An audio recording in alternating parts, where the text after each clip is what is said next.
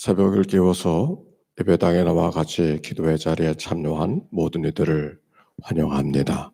그리고 기도회를 섬겨주시는 여러분들께도 감사를 드립니다. 마지막 한 주일, 오늘부터 특별히 부활주일까지는 아주 중요한 절기입니다.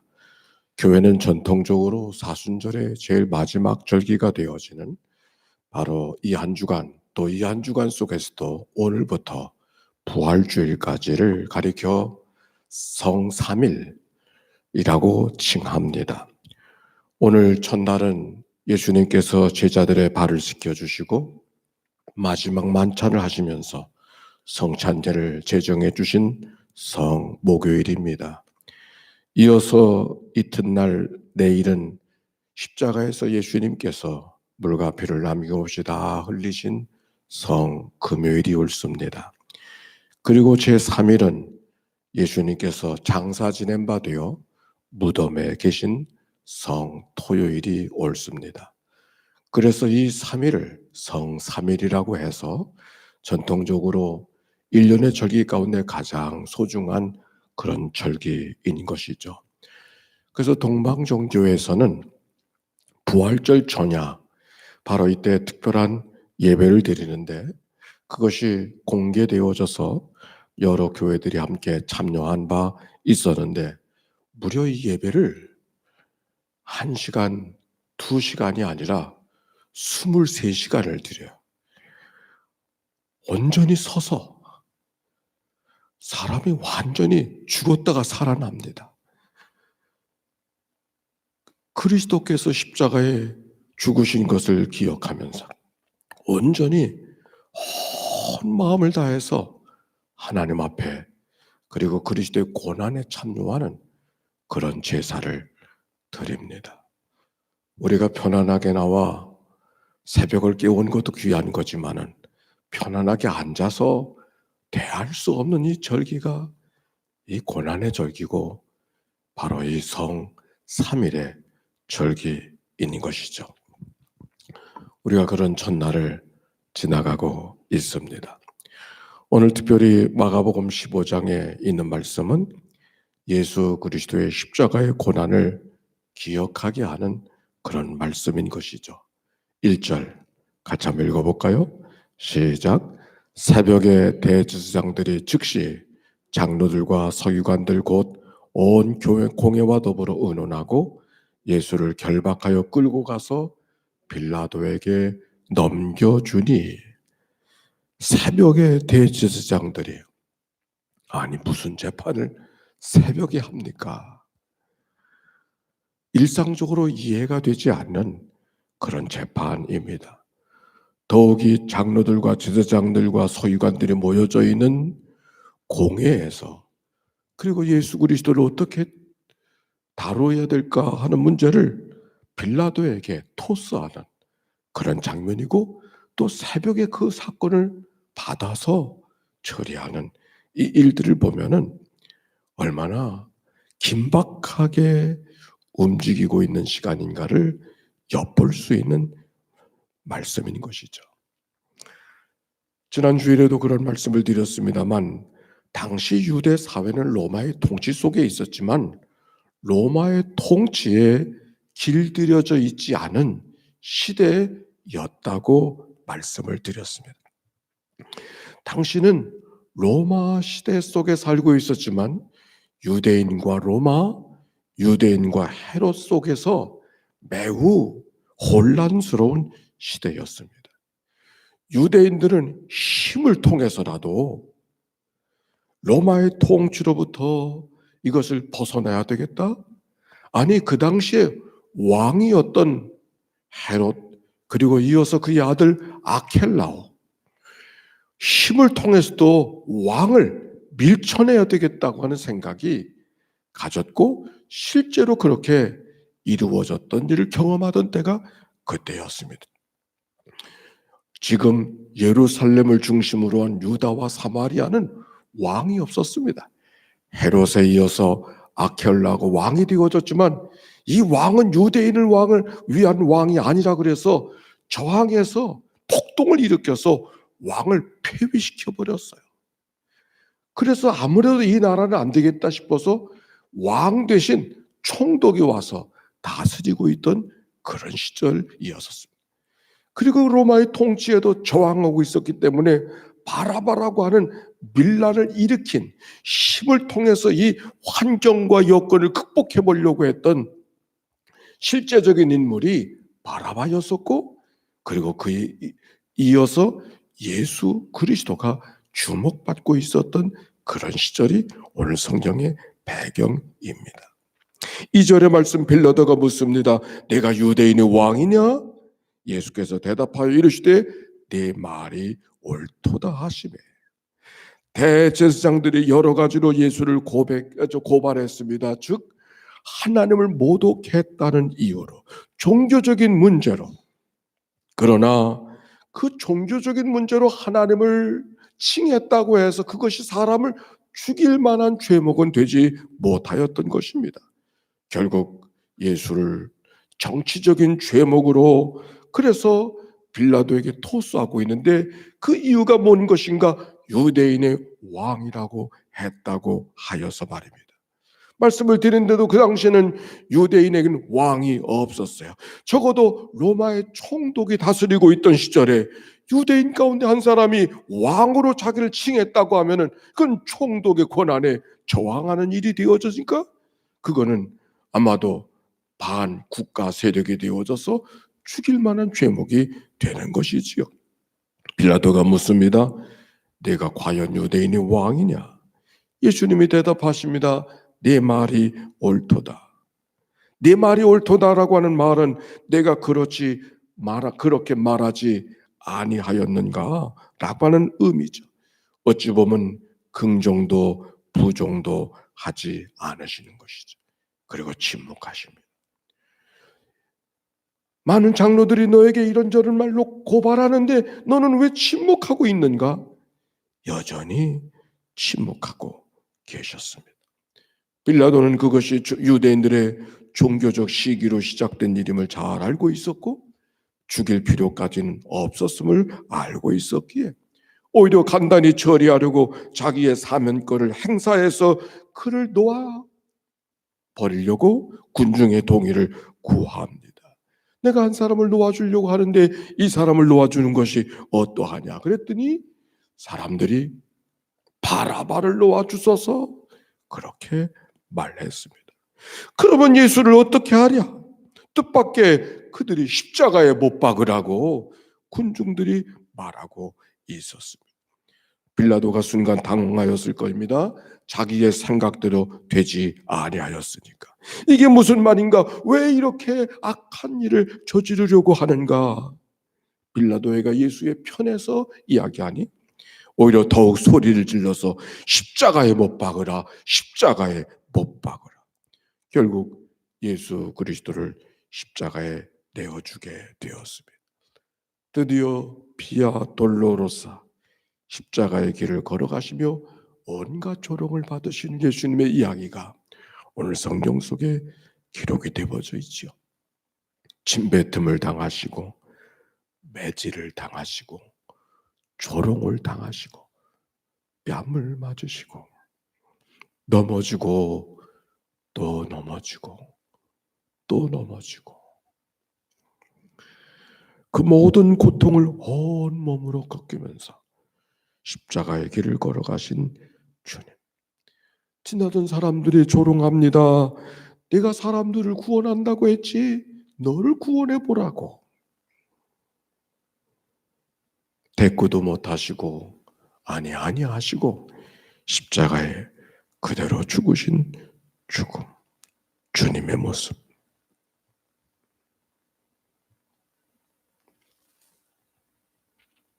오늘의 말씀을 묵상하며 십자가의 고난이라고 하는 게 뭘까?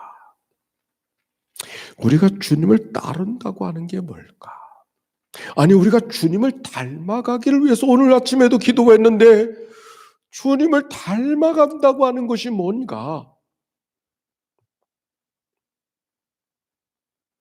주님의 성품을 닮아야 된다고 말하는데 주님의 성품을 닮는다고 하는 것이 뭔가? 나의 마음은 온유하고 겸손하니 주님의 온유와 겸손을 닮아간다고 하는 게 뭔가? 너희 안에 이 마음을 품으라 곧 그리스도 예수의 마음이니 그가 하늘의 본체시나 자부 하나님의 본체됨을 취하지 아니하시고 자기를 비워 종의 형체를 가져 사람들과 같이 되셨고 사람이 되신 예수 그리스도 주님을 닮아간다고 하는 것이 무언가? 오늘 마가복음 15장 맨 마지막에 한 사람이 등장합니다. 그 모든 과정을 다 지켜보고 십자가에 죽으신 예수 그리스도, 그분의 시신을 수습하던 아리마대 요셉, 모든 사람들이 주를 버리고 멀리 떠난다 할지라도 나만은 결코 주를 버리지 않겠다고 이야기했던 그 베드로마저도 주님을 떠났는데 예수 그리스도의 시신을 수습하고 있었던 아리마대 요셉, 어쩌면 예수님의 시신을 수습함으로 말미암아 불이익을 당할 수 있었음에도 불구하고 그의 죽음을 거두어내는 아리마대 요셉,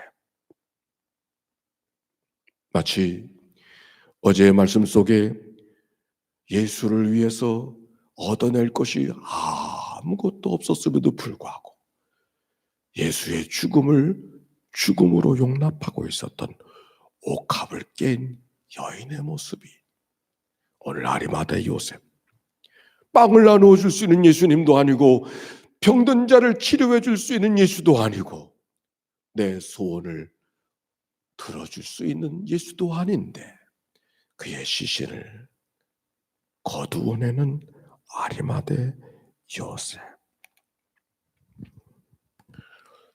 그리스도의 성품을 닮아간다고 하는 것이 뭔가? 십자가의 고난을 내가 지닌다고 하는 것이 뭔가? 우린 때때로 무엇을 하는 것으로 이해하려고 할 때가 있지만 아니, 예수 그리스도 그분을 있는 그대로 내 안에 모셔드리고 그분과 더불어 살아가는 것, 그것이 고난의 삶이요 그것이 고통의 삶이라 할지라도 그분과 더불어 함께 살아가는 것. 한 젊은 엄마가 젊은 부인이 아기를 낳았습니다. 이 아이를 어떻게 키워낼까 하는 마음이 그 젊은 여인의 마음에 가득 채워진 마음일 겁니다. 그러나 젊은 여인을 통한 하나님의 마음은 여인이 아이를 키워가는 동안 아이를 키워가는 것이 아니라 그 아이 때문에 그 가냘픈 여성이 위대한 어머니로 바꿔가시는 역사, 하나님이 그 여인에게 아이를 허락하신 하나님의 뜻이겠죠. 미국의 40대 대통령을 지낸 레이건, 퇴임 후에 5년이 지난 1994년 그는 알츠하이머의 병에 걸려서 옛 친구들과 자녀들의 얼굴조차도 알아볼 수 없는 그런 노년의 삶을 지나고 있었습니다. 하루는 그가 콧노래를 부르면서 몇 시간 동안 갈퀴로 수영장 바닥에 깔린 나뭇잎을 긁어 모아서 깨끗하게 청소를 했습니다. 그 모습을 바라봤던 부인 낸시 여사의 눈가에 눈물이 떨어졌습니다. 아내를 무척이나 사랑했던 레이건은 젊은 시절 늘 아내를 도와서 집안 청소를 해주면서 행복해하던 일들을 그가 지금 하고 있는 것임을 알아챘기 때문입니다. 낸시는 젊은 시절 남편이 집안 청소를 해주면서 행복해하던 기억을 되살려주고 싶어서 그날 밤 낸시는 경호원들과 함께 남편이 다 담아버린 낙엽들을 다시 가져다가 수영장에 몰래 깔았습니다. 그리고 다음날 낸시가 남편에 다가가서 말합니다. 여보, 수영장에 낙엽이 가득 쌓였어요. 이걸 어떻게 청소해야 하나요? 낸시가 걱정을 하니까 레이건이 걱정하지 말라고 낙엽을 치워주겠다고 하면서 정원으로 걸어 나갔습니다. 낮이면 레이건은 콧노래를 흥얼흥얼거리면서 낙엽을 쓸어두마다, 밤이면 낸시는 다시 남편이 쓸어 모은 낙엽들을 다시 수영장에 깔아버리고, 그래서 남편이 다시 낙엽을 준 이야기를 통해서 아내를 기쁘게 해주었던 일들을, 기억을 되살려주는 일들을 하루하루 반복하며 살았습니다. 이런 헌신적인 아내의 사랑의 노력 때문인지 레이건 대통령이 다른 사람은 다 알아보지 못하지만, 자기 자식도 알아보지 못했지만 자기 아내는 끝까지 알아보았다는 겁니다. 어느 누구도 알아보지 못할 정도로 기억력을 잃어버린 그 레이건, 때때로 정신을 들 때마다 내가 살아있어서 당신이 너무 불행해지는 게 너무 고통스럽다고 레이건이 그렇게 한탄을 하니 낸시가 그렇게 말했답니다. 여보, 현실이 아무리 힘들고 고통스럽다 할지라도 당신이 있어서 좋아요. 당신이 없이 행복하게 살아가는 것보다 나는 당신이 있는 불행을 택하겠어요. 부디 이대로라도 좋으니 10년만 더 내 곁에 있어 주면 좋겠어요. 정말 레이건은 낸시의 기대대로 10년을 더 살다가 세상을 떠났다고 합니다. 자기 때문에 불행해지는, 고생하는 아내를 바라보면서 나 때문에 당신이 얼마나 고생이 많으냐고, 낸시, 당신 없는 행복보다 당신이 있는 불행을 내가 오히려 택하겠다고. 주님과 더불어 살아가는 삶이 뭔가, 제자의 삶을 살아간다는 게 뭔가, 주님의 성품을 닮아간다고 하는 것이 뭔가, 우리가 주님을 따라간다고 하는 것 때문에 더 고통스럽고 더 무거운 짐을 져야 되고 더 어려운 고난의 삶을 살아갈 수가 있는 것이죠. 그러나 주님 때문이라면, 아니 주님과 함께라면, 그것이 바로 오늘 주님이 내게 허락하신 삶인 것을 기억하고 그 믿음의 여정을 걸어가는 것, 그것이 제자의 삶이고, 오늘 주와 더불어 살아가는 하나님의 기대가 거기에 있지 아니하는가.